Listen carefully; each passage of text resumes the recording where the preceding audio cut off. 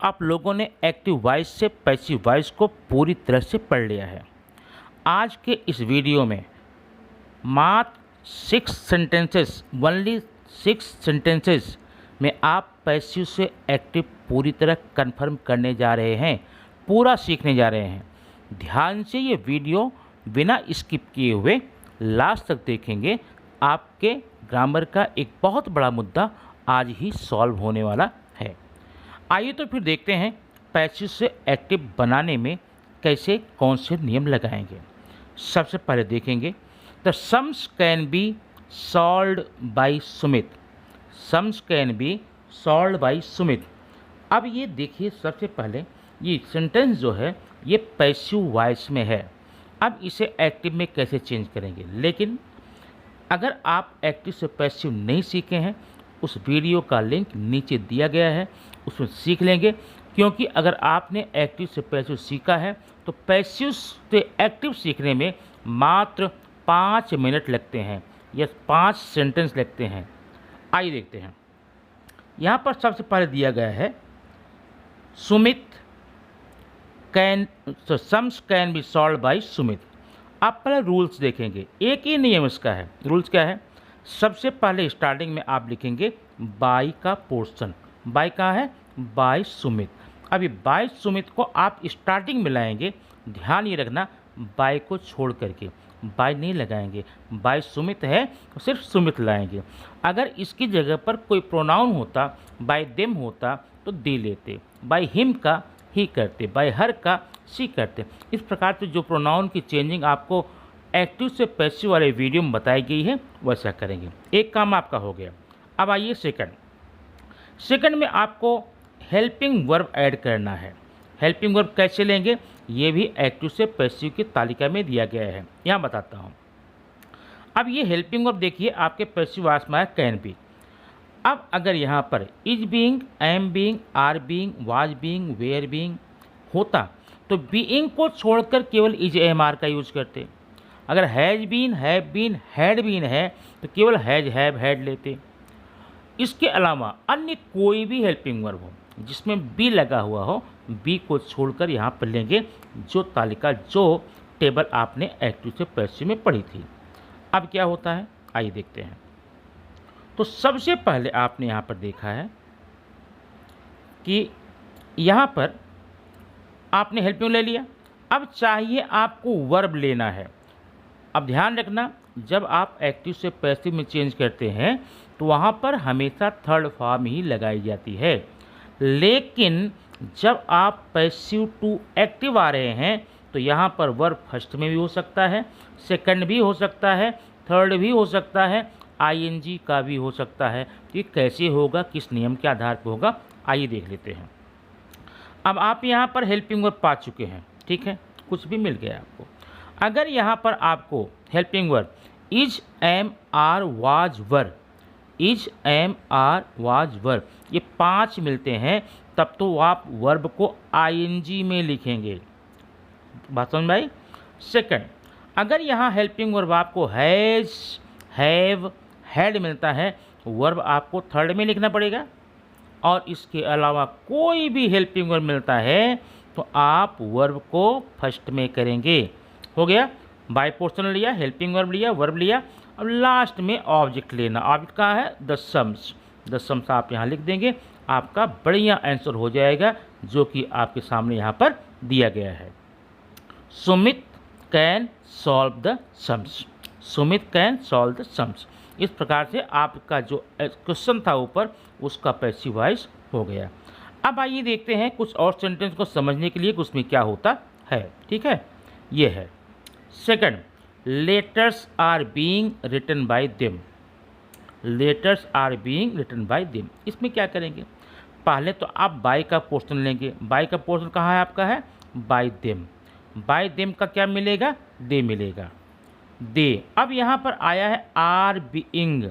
अब ध्यान देना, आर बीइंग है यहाँ पे, आपको हेल्पिंग वर्ब क्या मिलेगा? बीइंग को छोड़कर। लेकिन ध्यान रखना, आर बीइंग है इसका मतलब ये नहीं कि यहाँ पर आर ही मिलेगा।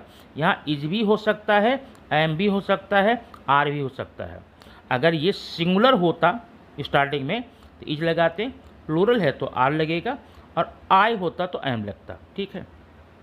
दे, बाय देम का दे हुआ, अब आर बीइंग का आपको आर मिला। अब यहाँ पर अभी आपने सुना कि अगर हेल्पिंग वर्ब आपको is, am, are, was, were मिलता है तो वर्ब को आईएनजी में लिखेंगे। तो हो गया they are writing, they are writing.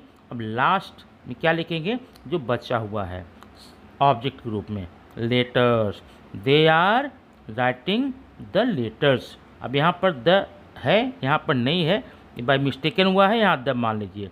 The letters are being written by them. ये आपका क्वेश्चन नंबर, एग्जाम्पल नंबर 2 हो गए। आइए और कुछ एग्जाम्पल देखते हैं ताकि और अच्छे से समझ में आ जाए। अब ये देखिए आपके सामने क्वेश्चन नंबर 3 और क्वेश्चन नंबर 4 है। इसमें क्या है, Kuber was invited by me, Kuber was invited by me, ध्यान देना, बाई मी का आपको मिल गया आई, कन्फर्म। अब यहाँ वाज है, क्या है, वाज। अब जरा सोचिए, आप पैसिव में वाज या वर्क का यूज कब किया करते थे? आपने नियम देखा है, जब एक्टिव वॉइस में वर्ब सेकंड में हो तब, या जब एक्टिव वॉइस में डिड हो तब आप वाज वर्क करते थे। जब यहाँ पर वाज आया हुआ है तो आपके आंसर में या तो वर्ब सेकंड में लिखना है या तो डिड का यूज़ करना है। लेकिन आप जानते हैं डिड का यूज़ सिर्फ नेगेटिव या इंट्रोगेटिव में होता है, अफर्मेटिव में नहीं होता है।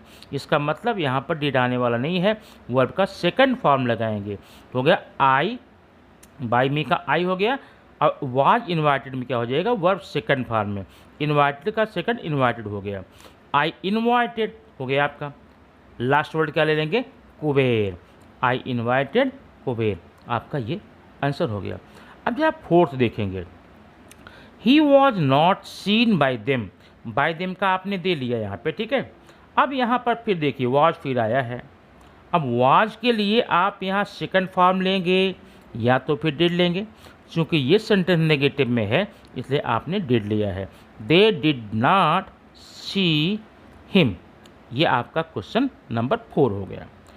अब कुछ लास्ट में क्या बचा हुआ है समझने के लिए, आइए हम देखते हैं क्वेश्चन नंबर 5 में। और क्वेश्चन नंबर 5 ये आपके सामने है, ध्यान देना है, ये लास्ट क्वेश्चन है इस वीडियो का।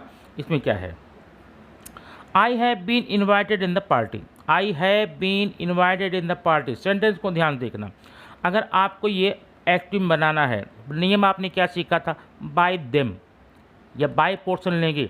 लेकिन अनफॉर्चुनेटली इस वाक्य में, इस सेंटेंस में बाय का पोर्शन नहीं है, by them, by him, by her, by Ram, Shyam, Mohan, Rita, Mita, Geeta नहीं है, तो हम लेंगे कहाँ से? अब ये अच्छी बात है और आपको मोस्टली ऐसे ही सेंटेंस मिलेंगे। तो जब बाय का पोर्शन न हो तब आपको अपने मन से बाय देम मान लेना होगा कि बाय देम इसमें है। अब कहाँ है ये ध्यान देने वाली बात है। आप हमेशा बाय का पोर्शन वर्ब के जस्ट बगल में मानेंगे, वर्ब किधर है, इन्वाइटेड। अब आप जरा मान के चलिए, आपका सेंटेंस हो गया ये, I have been invited by them, I have been invited by them. जब आपने बाय देम मान लिया यहाँ पर तो समझ लीजिए आपका सेंटेंस पूरा हो गया। तो आप इसका voice I have been invited by them बस इतने में ही करेंगे। उसके बाद जो पोर्शन है उसको आप अनटच्ड छोड़िए, पूरा वॉइस चेंज करने के बाद में जहाँ है वहीं पर लिख दीजिए। अब देखिए, जब आपने मान लिया I have been invited by them, यहाँ बाय देम माने, ठीक है, यहाँ पर तो बाय देम का आएगा का, दे आएगा, मिल गया। अब यहाँ हैव बीन है, हैव बीन में क्या आएगा, या तो हैज या तो हैव, तो आई के साथ, दे के साथ में हैव लगा। अगर ये सिंगुलर होता तो हैज लगाते, तो हो गया दे हैव। अब फिर बारी आती है वर्ब की, कैसे करेंगे? अगर यहाँ पर आपको इज, एम, आर मिलता है, is, am, are, was, were मिलता है तो वर्ब आईएनजी करते, हैज, हैव, हैड मिला है थर्ड करते, कोई अन्य मिला है तो फर्स्ट करते। चूँकि आपको यहाँ पर हैव मिल चुका है ना, इसलिए आप करेंगे वर्ब का थर्ड फॉर्म इन्वाइटेड, हो गया दे हैव इन्वाइटेड। लास्ट में क्या लिखेंगे, मी, माने आपका पूरा सेंटेंस सिर्फ इतने में चेंज हुआ है, they have been, they have invited me. अब बाकी जो बचा था, क्या बचा था, इन द पार्टी, लास्ट में लिख दीजिए दे have invited me in the party, ये आपका आंसर हो गया। अब अगली मुख्य बात जरा ध्यान देना, इसमें आपने बाय देम जोड़ लिया। कभी कभी आपको सेंटेंस में क्वेश्चन में ही बोलेगा rewrite sentence beginning with people, माने इस सेंटेंस को पीपल से शुरू करो, साइंटिस्ट से शुरू करो, टीचर से शुरू करो। तो ऐसे में क्या करेंगे, जहाँ पर आपको बताया गया है कि बाय देम मानिए तो वहाँ पर बाय पीपल मान लेना जो यहाँ बताया गया है। तो ये हो गया क्या, I have been invited by people. तो जब ऐसा हो गया तो आप पीपल ले लीजिए, जहाँ पर दे लिया तो वहाँ पीपल लीजिए, यहाँ साइंटिस्ट कर दो यहाँ साइंटिस्ट कर लीजिए, जो यहाँ पर दिया गया उसके आधार पे कर लेंगे। अगली और लास्ट वास में है, माने आपको बाय देम भी नहीं जोड़ना है, कुछ कहा भी नहीं है। तो कभी कभी हम सेंटेंस के आधार पे, मीनिंग के आधार पे डिसाइड करते हैं हम क्या जोड़ें। अब एग्जाम्पल सुनिए, the bus was driven very fast, बस वाज ड्राइवन वेरी फास्ट। तो बस वाज ड्राइवन, बाई न तो देम लिखना और न कुछ दिया जाएगा। अब बस कौन चलाता है आप ये किस करिए, बाय द ड्राइवर ऐड कर लीजिए, ठीक है।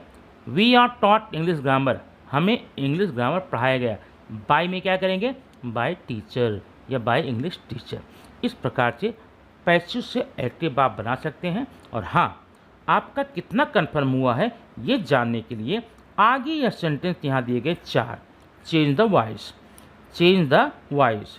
इसमें the fort was captured in 1156, the spot can be removed now, the party was not held here, the questions were answered correctly.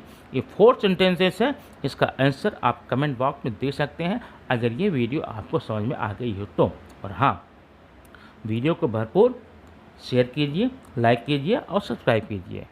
फिर मिलते हैं नेक्स्ट वीडियो में कुछ ऐसी ही सुंदर ज्ञान की बातें लेकर। तब तक के लिए थैंक यू वेरी मच।